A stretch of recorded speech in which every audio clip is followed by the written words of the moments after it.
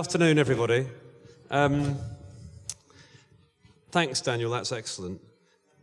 Pitching is really important, whether we're going for funding or whether we're trying to get a big contract or whether we're trying to persuade our employees why they should stick with us, whether we're trying to persuade someone to have a drink with us, whether we're trying to persuade a child to eat some food they don't like, whether we're trying to propose to someone. Pitching is really kind of important. And I think it's a very overlooked skill. As Daniel said in the introduction, we spend a lot of time thinking about our work and how we do it, and not so much time thinking about how we can persuade other people to invest in it. So that's what I'm going to talk about today. I've just got a couple of tips and hints, and if you take something from this afternoon's session, great. So we'll see how we go. As Daniel said, I used to work on Madison Avenue, and I worked in London in big ad agencies. More recently, I've had my own consultancy, and we've helped companies with their pitching processes, trying to stack the odds in their favor to do better through their pitching adventures, shall we say. Okay, so I'm going to start off by talking about 5 mistakes that people currently, or I've done myself as well, currently make. And then we'll go on and talk about things that we could do better. So I might ask for a show of hands at some point to see if whether people have done these things that I think they might have done. We'll see how we go. But by the way, can I have a show of hands for people who have pitched or do pitch or, try and sell business or sell ideas, anything like that? A few. A show of hands for people who have tried to persuade somebody else to do something they haven't quite wanted to do ever. All of you, yeah. Okay. Right, mistake number 1. I said there were 5 mistakes. Mistake number 1. We say too much. Very often in a pitch meeting or a presentation meeting, in whatever context, we end up talking too much. And if you think about what people take away from your presentation, then really we don't need to be talking so much. The likelihood of you remembering much of what I'm saying in an hour's time, 2 hours' time, this evening when you're a little bit tipsy tonight at the bar, it goes down and down and down. If I can communicate one thing to you which sticks in your mind for more than a few days, I'm doing exceptionally well. So why on earth would I spend my 45 minutes or 30 minutes just talking non-stop at whoever I'm talking to? Because very little is going to go in. If I build my case around a couple of things, or one thing that they can remember, I've got a better chance of winning because they remember it. And when they walk around, when they're out of work, when they're going on the bus or driving or having a walk, my presentation or my pitch might just come back to them and they might go, yeah, that makes a little bit of sense. So saying too much is mistake number 1. So say less. Mistake number 2, we talk about ourselves and we forget about talking to the audience. I think the first speaker this morning, I think Susan, she started talking about the listener being the hero, and that really is the case. I've got a friend who does this sort of stuff, and he's got a great quote which is worth remembering. The audience is never listening to what you're saying. They're only listening for what it means to them. And if you start building a pitch or a case or a presentation with that premise, you've got more chance of success. The audience is only listening for what it means to them. And if you have in your pitch presentation a CTO, a CIO, a CEO, a CFO, a CMO, those positions have all got completely different agendas and are listening to different things from what you're saying. And if you can think about what their agendas are in advance and make sure you've covered those things off, the odds go a little bit more in your favor. Mistake number 3, process. We love talking about what we do. We love talking about our processes. And that's fine if we're talking peer-to-peer or we're trying to compare how we work with colleagues, trying to improve how we work. But does someone who's going to invest in us or going to put a big contract our way really interested in what we do every day? I'm not sure. They might be if it's unique and different and that's what you're selling, but I'm not sure. What they're more interested in is what it means to them and what benefit it brings to them. So all too often we talk about our processes, and I'm not sure it helps. Number 4, mistake number 4. Have you come across pitch heroes? You know what I mean by a pitch hero? Someone who comes along at the last minute thinking they're kind of riding over the hill, they're going to save the day. I even see a couple of smiles in the audience here. I know this is true. I can see people smiling. So that at the last minute, the hero comes over the hill and just lays waste to everything that's gone on before and said, this is how we're going to do it and this is how we're going to win. And it doesn't work. It just so doesn't work. And I'm sorry, it's guys, alpha guys, who do it the most. And what they do, they deny all the work that's done before, they cause chaos amongst the team, and they think they're going to win the day because they're the bloody hero, and they invariably fail. The worst pitch I've ever seen should have been one of the best pitches I've ever seen. It was a leadership team of a company, all guys, all a bit alpha-y, and they all exhibited the same behaviour. They all went, someone else is going to do it. Someone else is going to do it. I'll come along at the end and I'll save the day. And my idea will be the best idea. And what happened was that the night before the pitch, they all got together. They couldn't agree upon any idea. They put all of the ideas in. No one had done any preparatory work, and they all tried to wing it. It was chaos. And the pitch, it was a competition that we held, and the judges put them last. And these were the guys who were meant to be the ace team for the company. And they looked a little bit silly. It was really the worst pitch I'd ever seen. One of the best pitches I'd ever seen, by the way, I was asked to judge a competition for a PR company in London, and the winners were the guy from the IT department, the receptionist, and one of the guys who does the finance. And they beat all the kind of the la-di-das because they were just so simple and common sense and told it how it was. That's one of the best ones I've ever seen. All right. I said there were 5. 5th one, PowerPoint. You won't see any slides from me today except for that one. PowerPoint is a killer. Now, today, the use of PowerPoint's been pretty good. The last presentation, it was really needed. Some of the other ones, you really need it. But when you're trying to persuade someone of something, humans and what a human can do is way more interesting than what PowerPoint slides can do. If you can convey emotion and you can convey passion and enthusiasm, and I'll talk about ideas in a few minutes' time, that's far more dynamic and far more persuasive and far more emotionally binding than any PowerPoint slide could be. I also think that PowerPoint slides make us think badly. What we tend to do is open our laptops when we've got the start of a pitch to give. We open the laptops and we start at the beginning. And we don't really have any idea of what the end is, and we're not really sure how we're going to get to the end that we don't really know anyway. PowerPoint makes us think in little boxes. It makes us fill space when we don't need to. It forces us to think in a certain way. And the best pitches deploy PowerPoint if it's appropriate. They may deploy other bits of stimulus. They may deploy people or things, little props. I've got a couple of examples at the end, if I've got some time, about people using toy monkeys and cigarette ashtrays and butts. They're far more interesting than a PowerPoint slide. And of course, what happens is that we all now default to PowerPoint slides. And even if I say that and people go, yeah, I won't use PowerPoint slides again, what do? They go use PowerPoint slides again. It's really like, no. Have I got any sympathy with that one?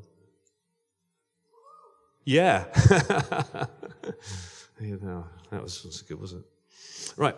So they're the 5 things that I think I've observed that I've probably done and I've seen other people do, and I imagine that you guys have done one of those at some point in your presentation or your pitching career. Now, let's try and talk about things which are more useful rather than what's bad. I'm going to give you a structure, a way of thinking. Then I'm going to talk a little bit about some good behaviours. So first of all, some thinking. Now, what I'm going to talk to you about is very simple. It's just 4 things. Now, this is just a framework. It hasn't always got to be the way, but it's a pretty good one to start with. It's kind of like good, serviceable way of thinking about a pitch.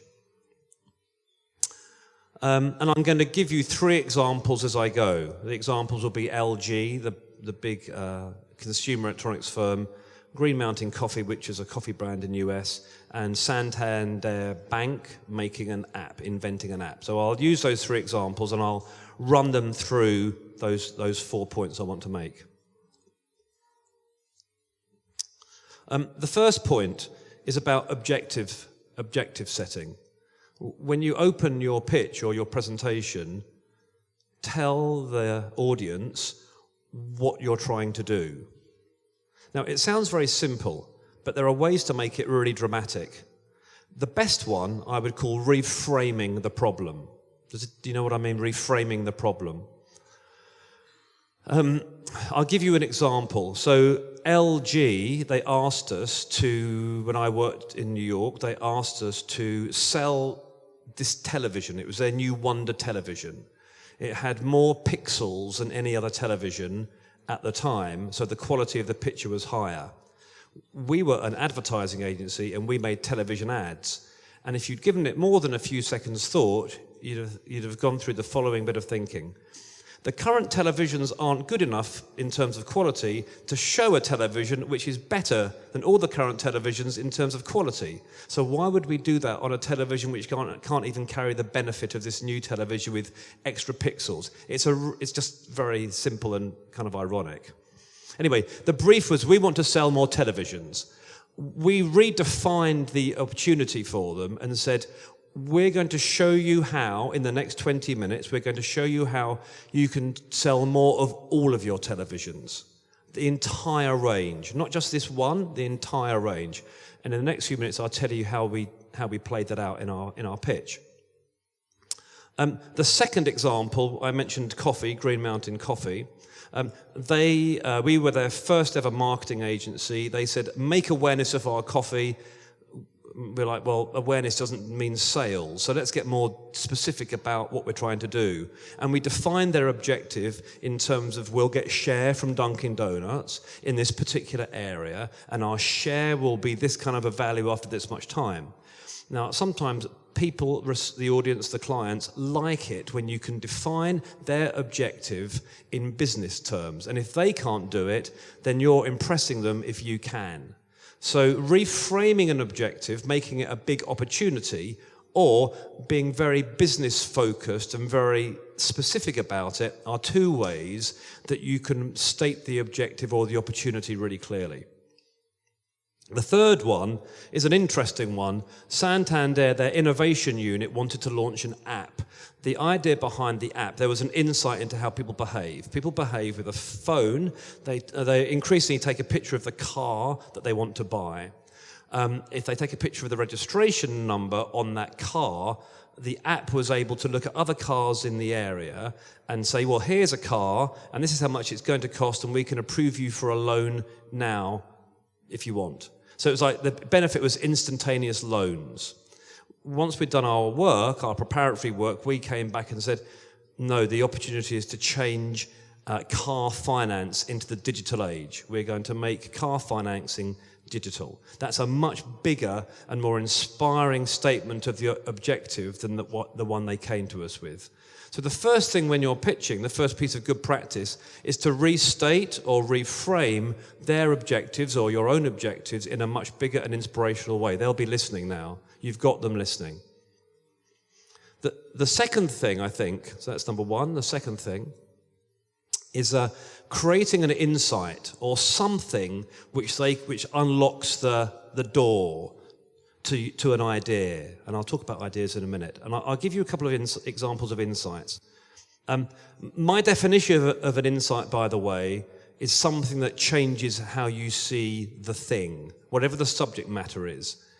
And I make a distinction between sights, they're just observations that we know anyway, and true insights, which dramatically and radically change the subject which is in view. So a good insight would be the earth is round. That's a pretty big insight. It took a long time for people to accept, but it changed everything about how we are. So an insight really changes the game. And if you can deliver an insight in your pitch or your presentation, which changes how everybody in the room sees that problem, you've got a much greater chance of winning. A couple of examples for you. The LG example I spoke about.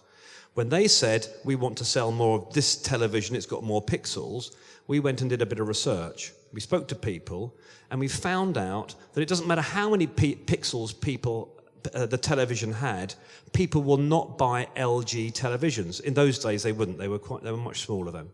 So people wouldn't buy an LG television regardless. A few people, but not any mass amount. Because the way people buy televisions is that they tend to choose a small list, like 3 to 5. They'll go online or go to the store, and they'll work within that 3 to 5. And then it's up to the salesperson or an offer or a discount or something to draw that sale over the line. So we said, look, the job here, the insight we've had, is that people won't even consider you. They won't even consider you. So why don't we spend your money getting on the consideration list where we've at least got a chance of making a sale? And of course, the consideration list is across all of your televisions, not just the one you're trying to sell. So what we did was broaden the frame and still address the specific issue of their television, the one they wanted to sell. We would sell more, though. That's a good insight. That's a good insight. And it made them go, yeah, these guys are thinking differently. They're smart. We won that pitch. The coffee company, Green Mountain Coffee, we really didn't know how to launch a new coffee brand. The market's full of coffee brands. And all the coffee brands are kind of like quality coffee made from artisanal beans from another country in the world, or they'll wake you up in the morning. So the category is already jammed full of how people talk about things.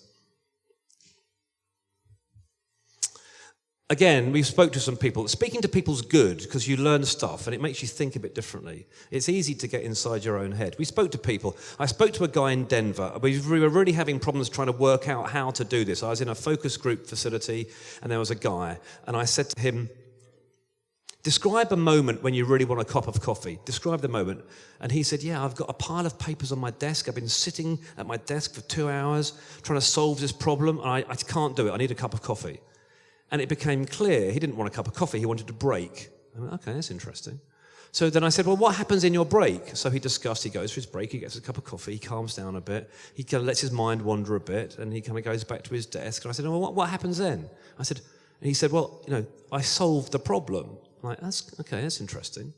Now, the idea, we've all experienced where you walk away from a problem overnight, the next day, whatever, and somehow you come back to it, and it kind of sorts itself out. That's kind of creative thinking. Now, if you can associate your little coffee brand with that moment of, aha, I've solved it, and it's with me while I'm doing it, that's a different way of thinking about what your coffee brand does, okay? It's just an insight which everyone recognizes and no one had used before in that category. So you go, okay, that's an insight, and if I can persuade the client that's how this brand should think about itself, why, hey, we won that pitch as well. The last example I gave was the app, the car financing app from Santander Bank. Again, we spoke to people. People told us, they said, we would never buy a considered purchase with an app which tells us we can have a loan now. Why would we do that? That's not really the need to have an instantaneous answer on a loan. We don't need. It's fine. We get ourselves armed when we go to the dealer to buy, which was more a kind of feminine way of doing it, or we go to the dealer and we haggle like crazy, which was more of a male way of doing it. That women tend to do better on the price by the way than the guys who haggle like crazy and think they're going to do better. It's just a thing.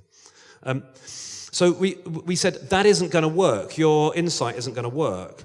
Here's a better insight, and it's a really good one. There's a couple of things. One, people like to be in control of car finance when they go through that dealer negotiation. Secondly, if the app can tell you when to buy a car and what the price is, it can also tell you when to sell a car. And most people don't sell their car early enough. Most people keep their car longer than they should do because they don't know when to sell it. So here we have an app which not only tells you how to buy, where to buy, what the price should be, and give you a loan, it will also tell you, using the same data, when to sell and how to get the maximum value for your car. This is great for the user because they get maximum value for the car. It's great for the bank because the rate of sale of loans is churning through faster.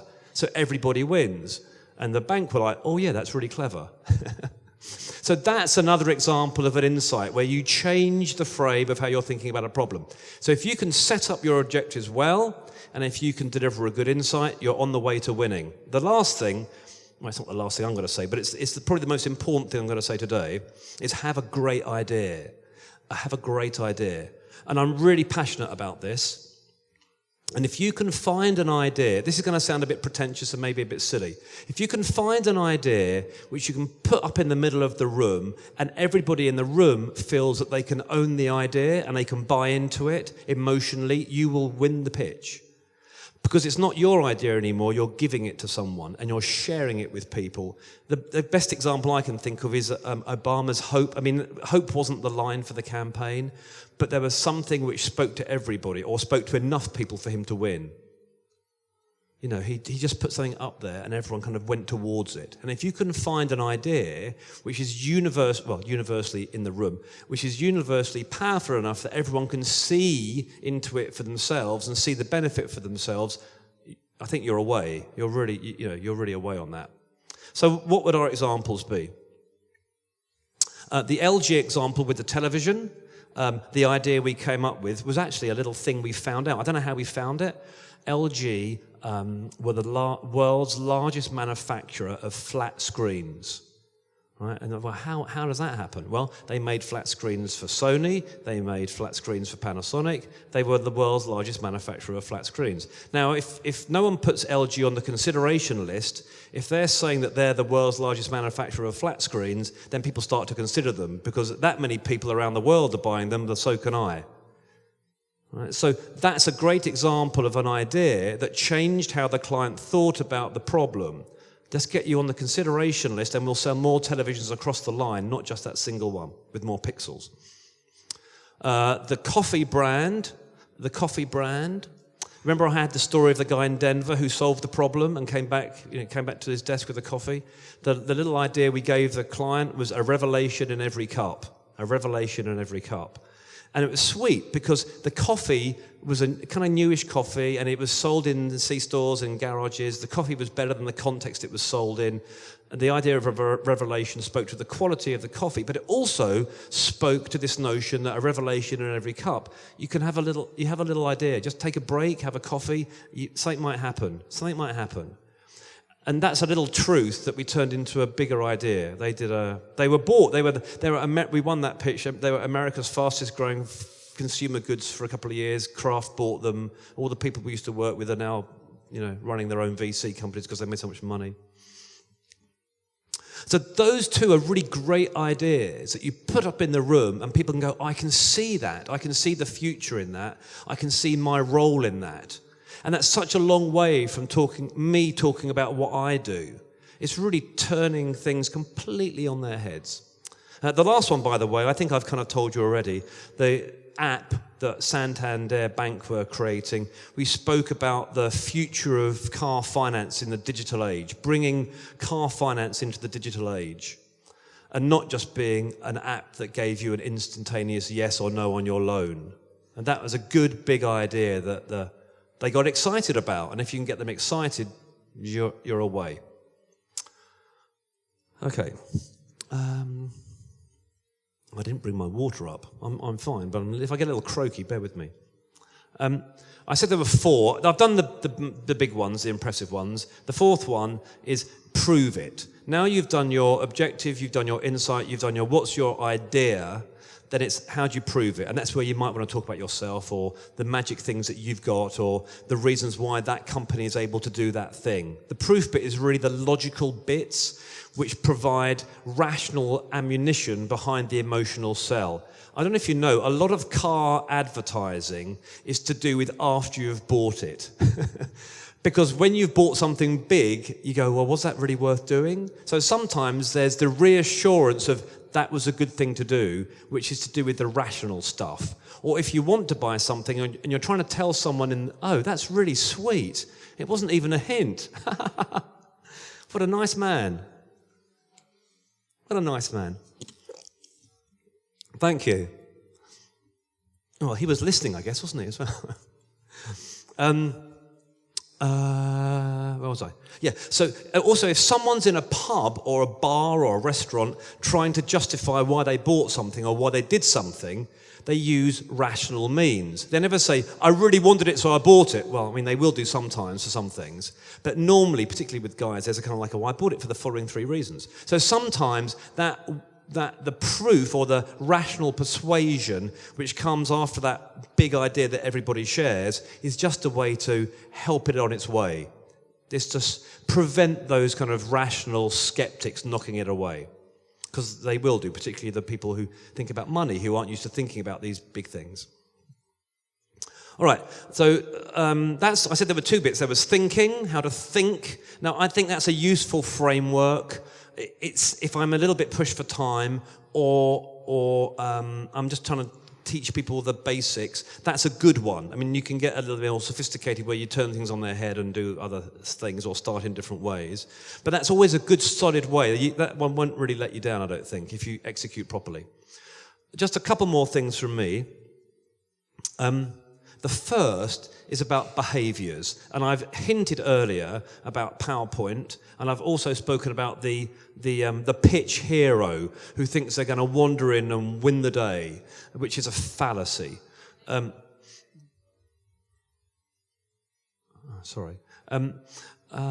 So what wins are teams. Teams will win.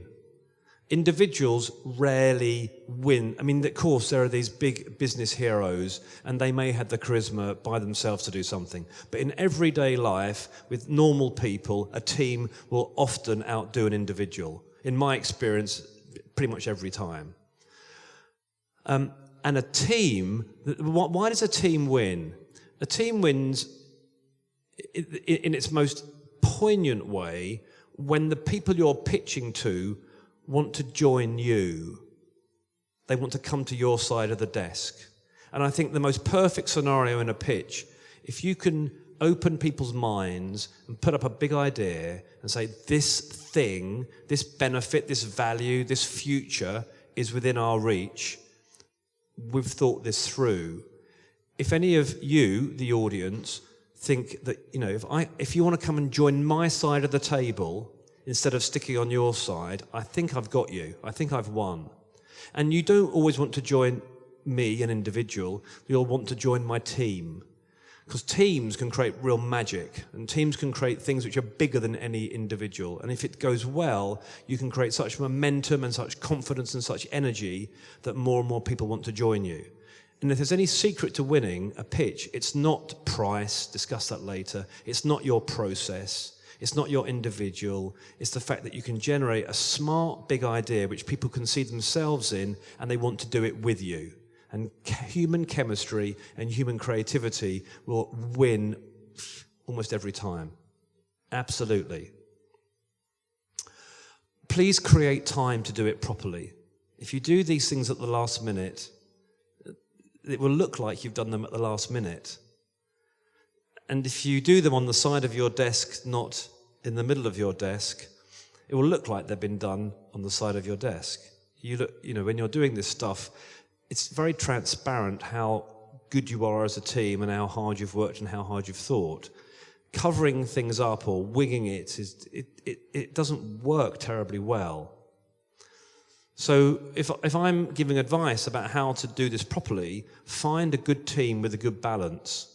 Find a team that's equal, find a team that can inspire people, and give them the time to work through this thinking properly. The last thing I think I've got to say is the presentation itself. And I'll just give you 2 examples of just 2 brilliant examples. One I was nowhere near, and the other I was part of. And then I think I'm done. The example I want to give is a really famous example from the United Kingdom, a long time ago, I think the 70s. And it was a brilliant example of experience, just a fantastic example. So the pitch was for British Rail, the nationalised railway at the time. And they were diabolical. They were a diabolical service. I mean, that hasn't changed much now, it's private, but it was terrible. And the brief was to somehow resurrect the organisation. The clients, the board of the clients, turned up at this agency called Allen Brady Marsh. They don't exist anymore. And they sat down. There was no one at reception. There's no one to offer them coffee. And they sat, and they were just ignored. People moved around. These were really important people, and they were just ignored. And there were ashtrays with cigarette butts and coffee stains, and everything was just a mess. And after 20 minutes, no one had recognised them or seen them or acknowledged them. And they were just about to get up and leave because they were self-important people running a national network, railway network. And the chairman of the agency said, "Good morning, gentlemen. You've just experienced what you do to your customers every day. Late, untidy, shoddy." That is powerful. It's really high risk, but it's very powerful. They won the account. And I assume they had a bloody good pitch in their room when they got the guys through. But that's a great example where experience can be more powerful than anything I can put on a screen behind me. The other one, this one I was involved in, but it wasn't me doing it. It was the creative director of a big company, and we were pitching years ago, Toys R Us, no longer exist, and we were trying to talk about the emotion of a toy store, how important it is to have a toy store, not just a generic Walmart, but a specialist toy store. And the creative director, he was in his early 60s, late 50s, and to demonstrate the power of a toy store, he pulled out this film from when he was a kid, like a little Super 8 movie, and it was little Michael. Michael was a gruff bastard from Brooklyn, and he pulled out this little Michael video, Super 8, and he ran it. And it was Michael getting a little teddy bear, a little teddy monkey type thing as a Christmas present. And he used that to the chairman of, CEO of the Toys R Us, to demonstrate the emotional power of a toy store. And everyone was like a little bit welling up and stuff. But what was brilliant was that he reached below the desk and he pulled out the same bloody monkey, the little teddy bear. And it was stuck together with, safety pins and tape and stuff. And he pulled it out. And the room was like, oh my God. And we won. And we won, I'm sure, because it sounds silly, but it was so powerful. It was brilliant. It was demonstrating the emotion, the value of the emotion. It was great. So there were two really good bits of pitch theatre or pitch presentation. So please think creatively about how you present all that brilliant stuff. If you've gone through the rigour of thinking better, thinking harder, thinking with insight and thinking with creativity, don't ruin it with PowerPoint. Use some smart examples which really convey the essence of what you're trying to do. I think I'm pretty much done. I'm well in time. I think I've said all my bits. I didn't use my PowerPoint. My notes are back there somewhere. So thank you very much.